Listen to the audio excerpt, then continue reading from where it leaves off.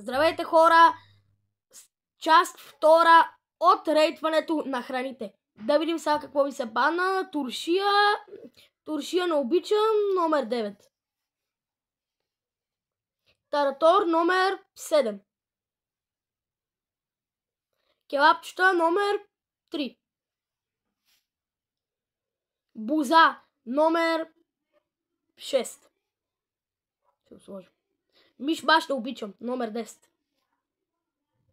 Шопска салата също не обичам, така че 8 място. Тиквеник, номер 4.